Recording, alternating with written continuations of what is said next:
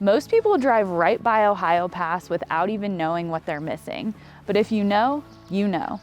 This is one of the most scenic drives in the entire Gunnison Valley, literally known as the Valley of the Castles because of this big dramatic rock formation you see driving in.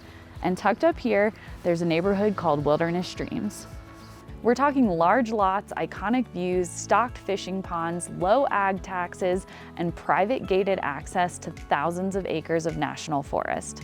Up here, your neighbors are more likely to be elk and deer than actual people. Summer days are spent fishing, hiking, horseback riding, or just sitting on the deck listening to the aspen trees rustle in the breeze. And unlike many mountain communities this remote, Wilderness Streams has year-round access, which means incredible fall colors, cross-country skiing, snowshoeing, and Hallmark-worthy holidays at the cabin.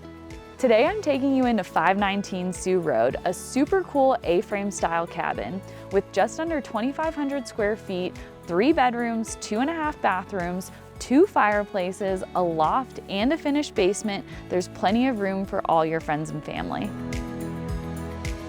The newly renovated kitchen strikes the perfect balance between modern functionality and cozy cabin charm.